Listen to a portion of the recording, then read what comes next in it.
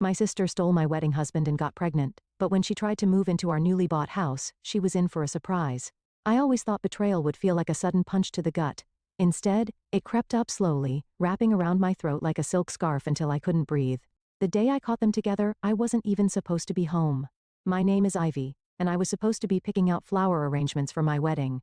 But a migraine had forced me to reschedule, and I returned to find my sister Sophie's car in our driveway.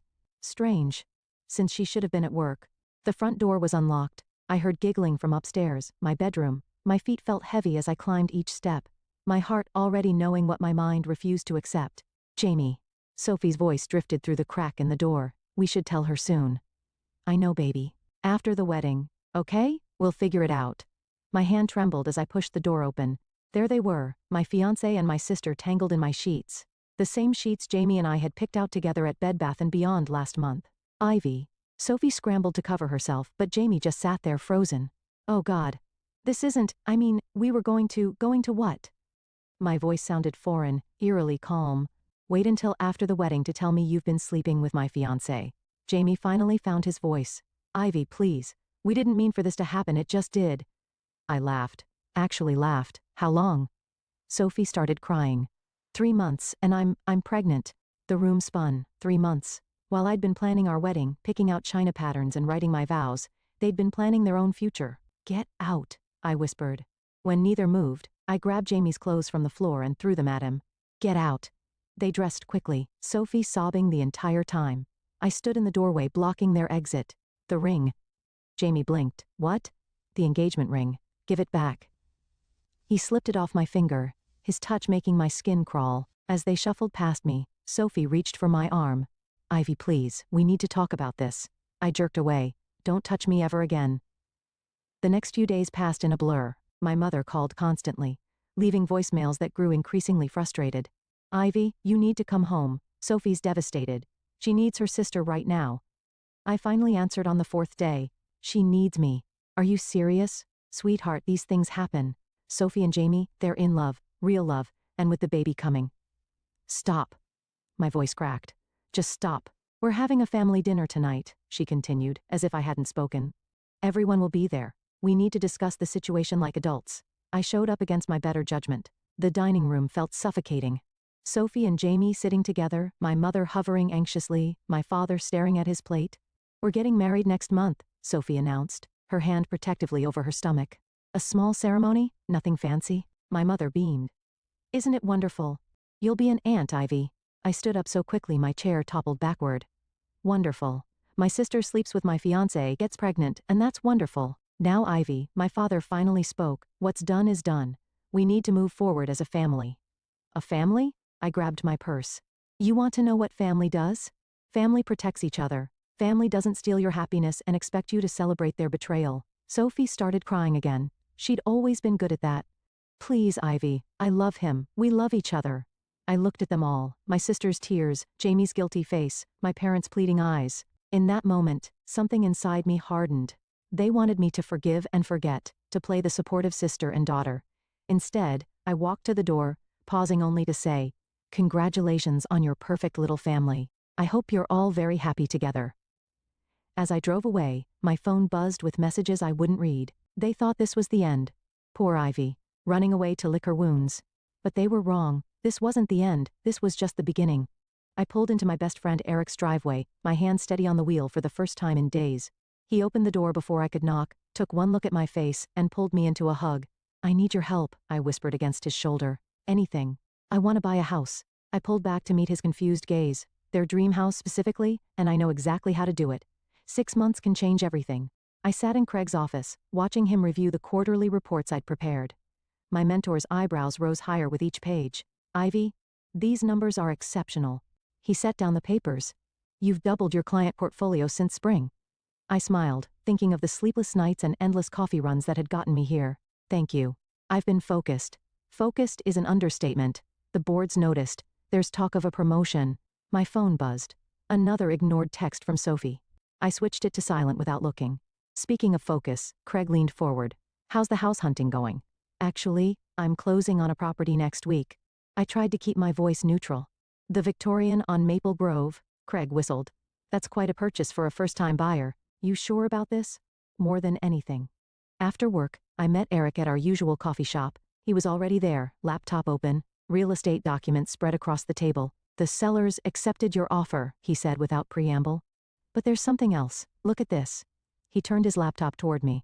On the screen was Sophie's social media post. Can't wait to start our new chapter. Dream home, baby on the way. Below was a photo of her and Jamie in front of the same Victorian house I was about to own. They don't know, I said, sipping my coffee. They think they're getting it. Ivy. Eric ran a hand through his hair. Are you absolutely sure about this? Once you sign those papers, they're meeting the realtor tomorrow, I cut in, to make their offer. An offer they can't afford, by the way. I've seen Jamie's financials. How did you? Denise in accounting. She owed me a favor. Eric closed his laptop. You've thought of everything, haven't you? Almost. I pulled out my phone, showing him the invitation I just received. Sophie's having a housewarming party next month, for a house she doesn't own yet. My phone rang. My mother this time. I declined the call. They're going to hate you for this, Eric said quietly. They already do. They just pretend they don't. The next week passed in a blur of signatures and legal documents. I sat in my lawyer's office, pen hovering over the final paper. Once you sign, she said, the house is yours. All renovations and modifications will be at your discretion. I signed. Walking out, I bumped into Denise from work. Hey. I was just heading to your office. Did you hear about Sophie and Jamie? My stomach tightened. What about them? Their loan application was denied. They're devastated. Sophie's been crying all over Facebook about losing their dream home. I forced a sympathetic frown. That's terrible. I know, and with the baby coming, Denise lowered her voice. Your mom called the office looking for you, said Sophie really needs her sister right now. I'm sure she does. Back at my desk, I opened my email to find the contractor's quote for renovations. The amount would barely dent my savings. Unlike Sophie and Jamie, I'd been smart with my money. My phone lit up with a text from Eliana. Family dinner tonight, please come. They're announcing the baby's gender. I typed back, can't, working late. You can't avoid them forever, she replied. Watch me. That evening I stood in front of my new house, my house. The porch needed work, the paint was peeling, but it was mine. All mine. Eric pulled up in his car. Thought I'd find you here, just imagining the possibilities. I turned to him. Want to see inside? We walked through empty rooms that echoed with our footsteps. Sophie and Jamie had planned their whole future here. The nursery upstairs, the kitchen remodel, the garden parties. When are you telling them? Eric asked. Soon. I walked to the bay window, the one Sophie had gushed about on social media. They're having a girl, found out today. Ivy, don't. I pressed my hand against the cool glass. Don't make me feel guilty about this. They didn't feel guilty about what they did to me. My phone buzzed again. This time, I looked. It was Sophie's housewarming invitation sent to the entire family group chat. Join us in celebrating our new home. Can't wait to share this special moment with everyone we love. Eric read over my shoulder. She still doesn't know. No. I smiled, remembering the renovation schedule I'd just approved, but she will. Very soon, I took one last look around what would have been their dream home. In days, the contractors would arrive. In 31 days, Sophie and Jamie would realize exactly what they'd lost. And I would be there to watch it all unfold. You're different lately, Denise said, studying me over lunch. Calmer, almost scary calm. I stirred my salad, watching lettuce leaves swirl like tiny green boats. I'm just focused on work. Please, you're plotting something. She leaned closer. Spill. Before I could respond, Sophie walked into the restaurant, her baby bump now obvious under her flowing dress. I ducked behind my menu, but it was too late. Ivy, she waddled over, Jamie trailing behind her. I've been trying to reach you for weeks. I've been busy. I kept my voice light, professional. The restaurant was full of my colleagues. Congratulations on the gender reveal. You'd know more if you'd come to family dinners. Sophie pulled up a chair uninvited. We miss you. Jamie stood awkwardly beside her. Hey, Ivy. I ignored him, gathering my things. Sorry, I have a meeting. Wait. Sophie grabbed my arm. The housewarming party. You're coming, right? We found another house, even better than the Victorian. Everything happens for a reason, I met her eyes. Does it? Of course, like me and Jamie, sometimes the universe knows better than we do. Denise choked on her water. The universe. I stood up. Right. Well, I wouldn't miss your housewarming for anything. Outside, Denise caught up with me. Okay. What was that? You look like you were about to either cry or commit murder. Neither. I checked my phone, an email from the contractors confirming next week's start date. I'm just giving the universe a little help. Back at the office, Eric was waiting by my desk. Emergency best friend meeting. Now he dragged me to the stairwell, our usual spot for private conversations. I just overheard Jamie on the phone. He's in trouble, Ivy. Big trouble. What kind of trouble? Gambling debts. He's been betting on sports games, losing big. That's why they couldn't get the house loan. I leaned against the wall. Does Sophie know? No. He's telling everyone they chose a different house because it's better for the baby. Eric ran a hand through his hair. This changes things, right? Changes what? Your plan. I mean, they're already suffering. Maybe that's enough. I thought about my mother's voice messages, all about how Sophie needed support, how blessed they were, how I needed to move on. About Jamie's hand on my sister's stomach at the restaurant, the same hand that used to hold mine. No, I said, it's not enough. That night, I drove past their current apartment. The lights were on, shadows moving behind curtains.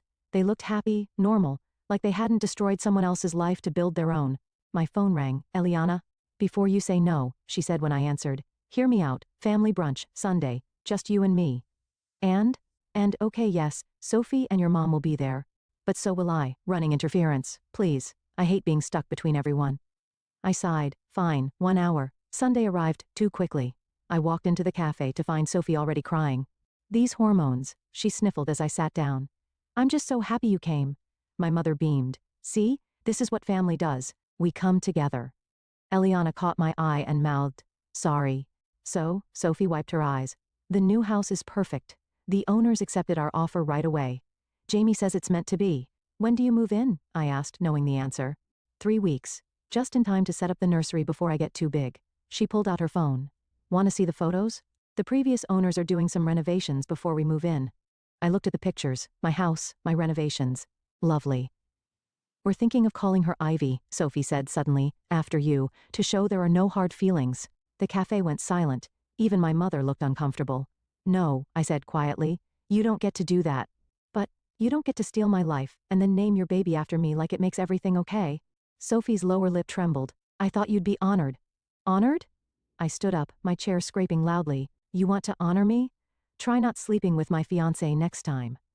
Ivy? My mother hissed. People are staring. Let them stare. I grabbed my purse. I'm done pretending everything's fine. Eliana followed me outside. That was intense. It's about to get more intense. I showed her the contractor's schedule on my phone. They start tomorrow. The renovation that Sophie thinks the sellers are doing? Exactly. She studied me for a long moment.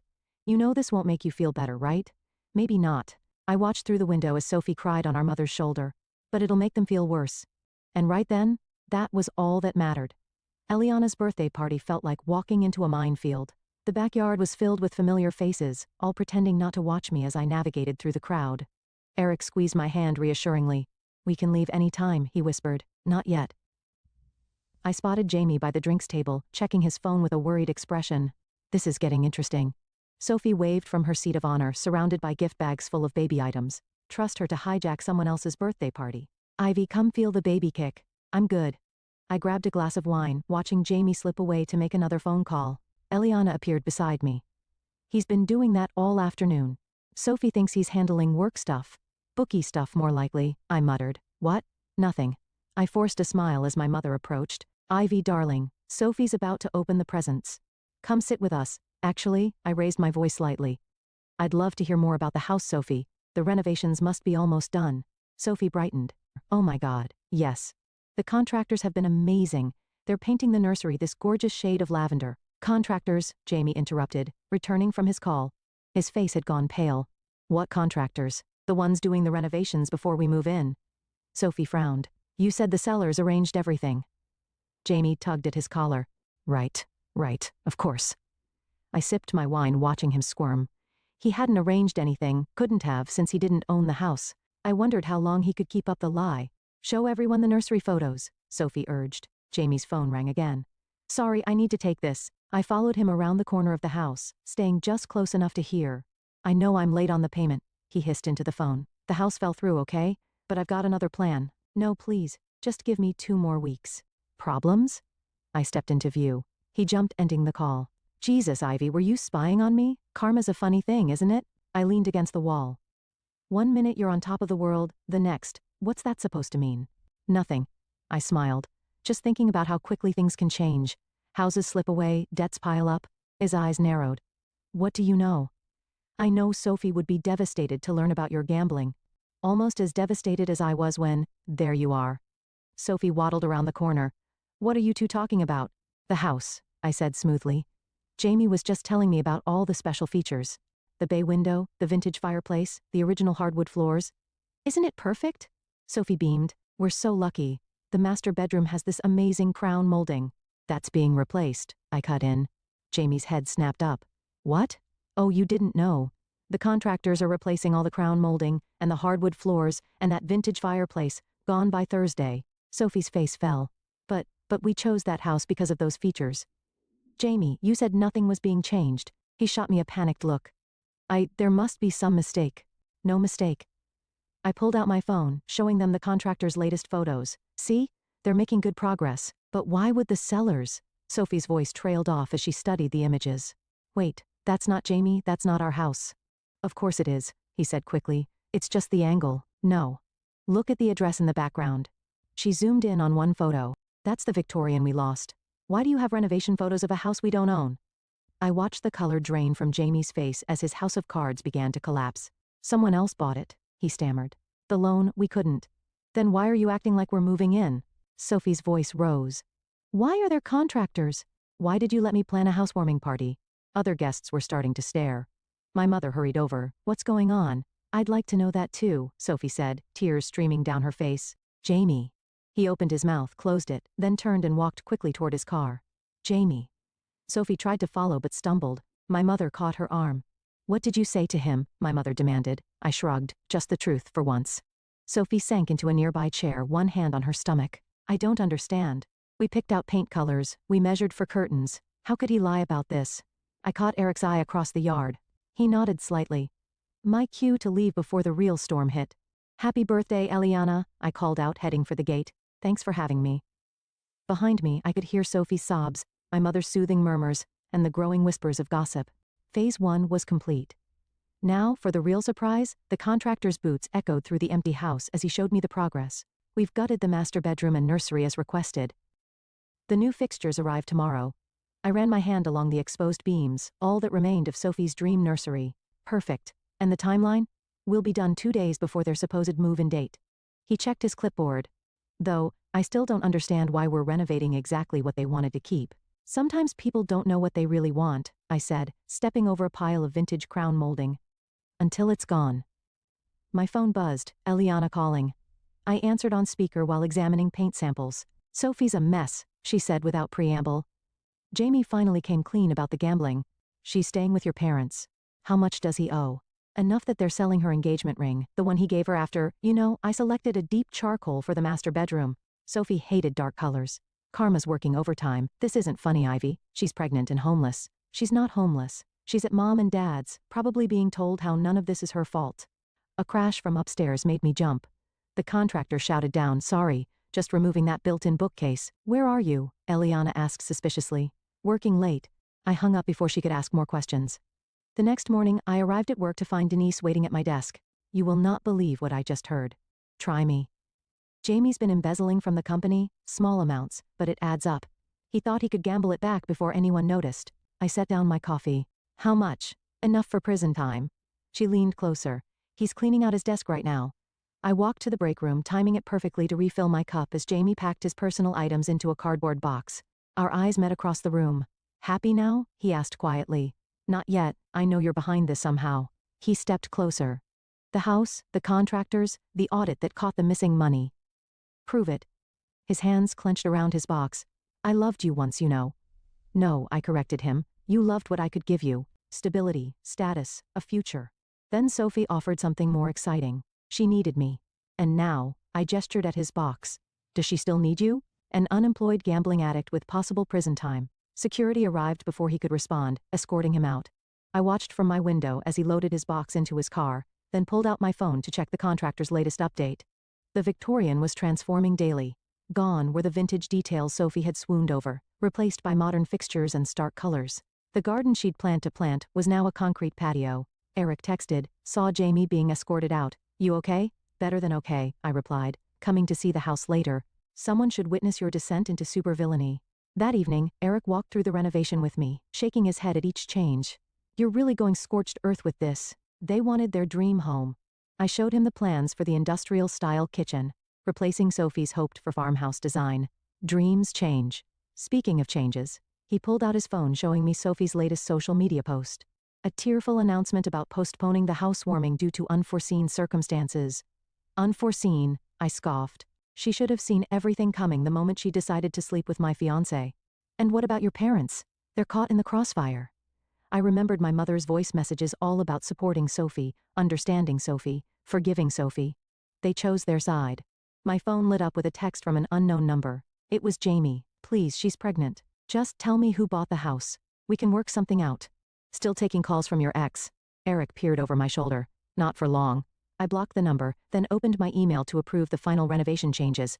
You know, Eric said carefully, there's still time to stop this. Sell the house, take the profit, start fresh somewhere else. I walked to the bay window, the last original feature left. Tomorrow it would be replaced with floor-to-ceiling modern glass. They took everything from me, I said quietly. My future, my family, my trust. Now I'm taking something back. And after, when the house is done and they're broken, what then? Before I could answer, headlights swept across the window. A familiar car pulled into the driveway. Is that? Eric moved beside me. Sophie stepped out of her car, staring up at the house. My house, with tears streaming down her face. Showtime, I whispered, heading for the door. What are you doing here? I called from the porch, making Sophie jump. Ivy. She squinted through the darkness. What are you? Why are you in our house? Your house. I stepped into the light. That's interesting. Show me the deed. Sophie's hand went protectively to her stomach. Her default move lately. The sellers never accepted your offer, I finished, because they'd already sold it to someone else. Understanding dawned slowly across her face. No, you didn't. I pulled out my keys, dangling them in the moonlight. Want a tour? She followed me inside, gasping at each renovation. The exposed brick she'd loved was now covered in sleek white paint. The vintage staircase had been replaced with modern floating steps. You're destroying it, she whispered. I'm making it mine. Eric hung back, watching us circle each other like wary cats.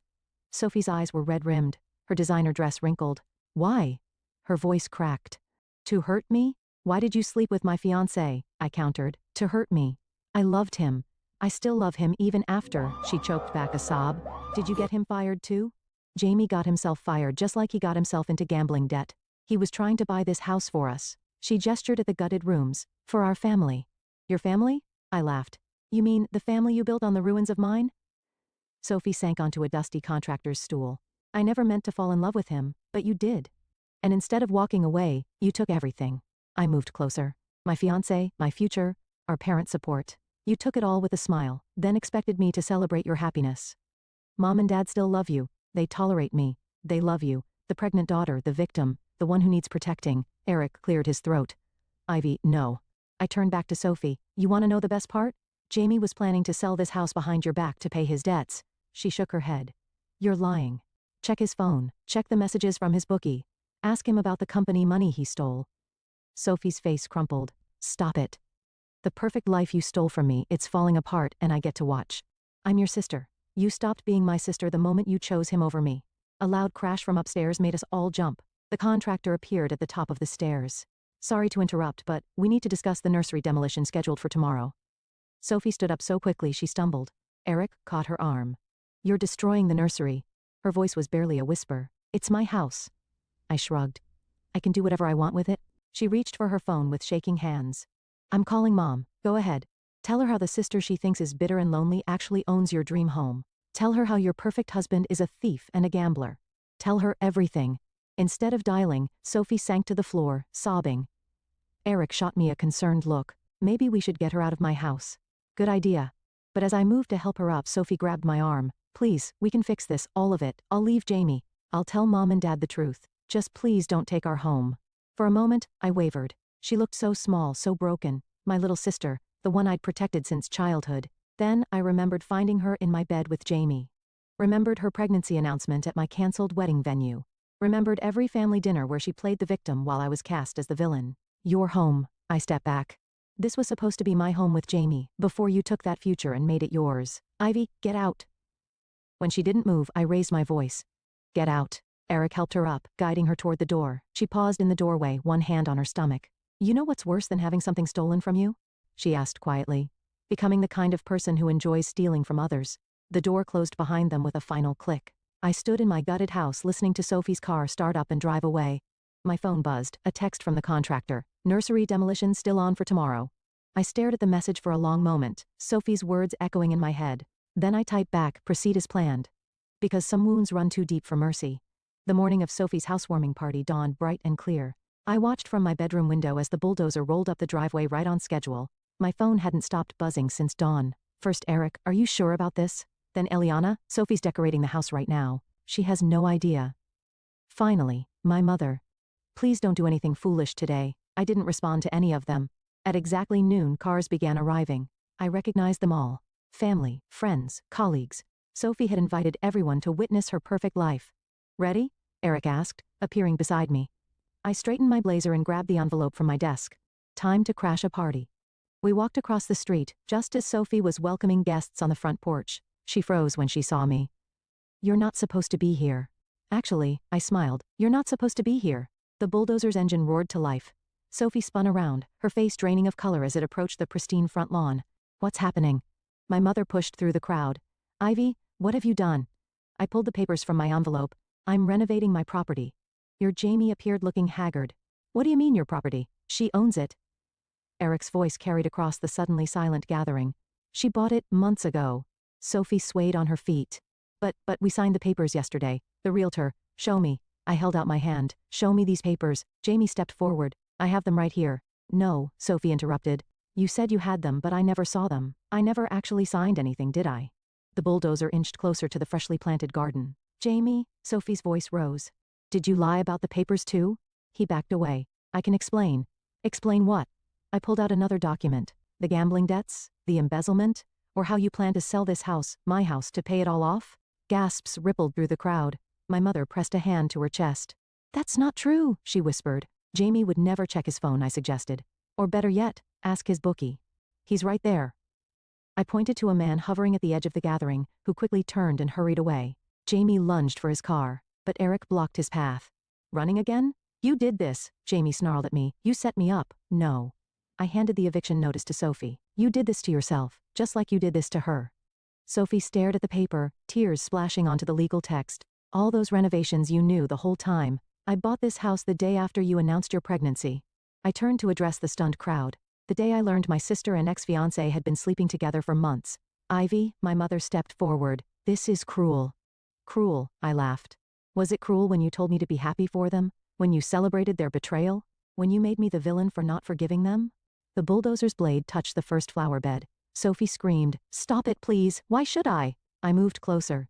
You didn't stop when I begged you to, when I asked why my sister would do this to me. I'm sorry. She fell to her knees sobbing. I'm so sorry, Ivy. Please don't destroy our home. It was never your home. I signaled the bulldozer driver. It was my future you destroyed. Now, I'm just returning the favor. Jamie tried to run again, but two men in suits blocked his path. James Fletcher, one flashed a badge. We need to discuss some financial discrepancies at your former workplace. As they led Jamie away, Sophie crumpled the eviction notice in her fists. Where are we supposed to go? That's not my problem. I turned to leave, then paused. Oh, and Sophie, don't name your baby after me. She deserves better than that. The crowd parted as I walked away, whispers following in my wake. I heard my mother calling my name, heard Sophie's sobs, heard the bulldozer's engine growling. Eric caught up with me at the sidewalk.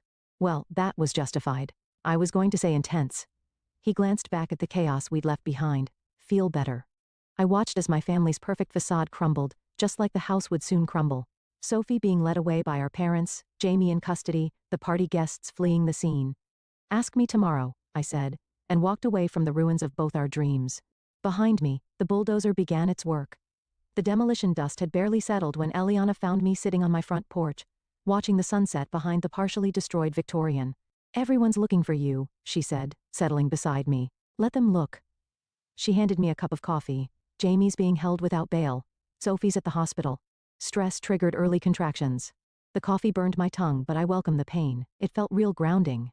Did you know, I said, that I used to imagine my whole life in this house? Sunday dinners, Christmas mornings, kids running up and down those stairs. And now I'm going to sell it as is. I gestured at the demolished garden, the exposed beams, the chaos I'd created. Let someone else build something new from the wreckage. My phone lit up, my mother calling again. This time I answered. Where are you? She demanded. Home. This isn't funny, Ivy. Your sister needs you. No, I said quietly. She doesn't, and neither do you. I hung up as Eric's car pulled into the driveway. He carried a box of my old photos, the ones I'd left at my parents' house. Your mom dropped these off at my place, he said. Think she was hoping to find you there. I pulled out a photo, Sophie and me as kids, matching Halloween costumes. We used to be inseparable. People change. No, I crumpled the photo. People reveal who they really are. Eliana's phone buzzed. She read the message, then looked at me carefully. Sophie lost the baby. The words hung in the air like the demolition dust. I waited to feel satisfaction, victory, something. Instead, I felt hollow. Ivy, Eric touched my arm, talked to us. I wanted them to hurt like I hurt. I stared at the ruined house, but this isn't what I wanted. What did you want? I don't know anymore. Headlights swept across the lawn as another car approached. Sophie stepped out, looking pale and small in her hospital gown. You shouldn't be here, Eliana started. But Sophie held up a hand. I need to say something. I stood facing my sister across the debris-strewn yard. She looked at the destruction around us, then back at me. I deserved this, she said softly. All of it. I destroyed your life because I was jealous. You had everything. The perfect fiancé, the perfect future. I wanted to prove I could take it all away. Sophie, let me finish. She wrapped her arms around herself. I told myself it was love that Jamie and I were meant to be, but really I just wanted to win. To be the sister everyone chose for once. They always chose you. No.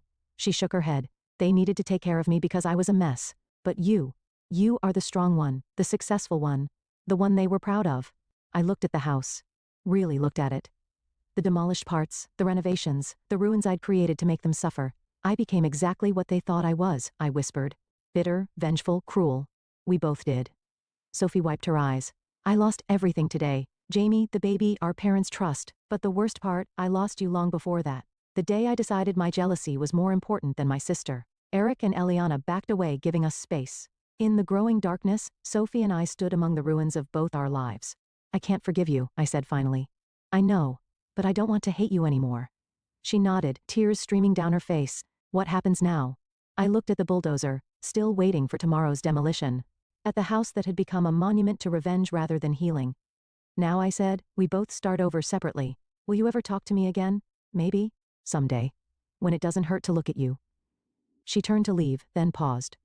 For what it's worth, I'm sorry. Not because I got caught, or because everything fell apart, but because I broke something that can never be fixed. I watched her drive away, then turned to Eric and Eliana. Call the contractor, tell him to stop the demolition. You're keeping the house? Eric asked. No. I took one last look at the Victorian. My dream home. My instrument of revenge. My prison of bitterness. I'm going to restore it. Not for Sophie, not for revenge, but for me. Then I'm selling it and moving somewhere new. Running away? Eliana asked. No. I smiled, feeling lighter than I had in months. Moving forward, because sometimes the best revenge isn't destruction. It's rebuilding yourself from the ruins others left behind.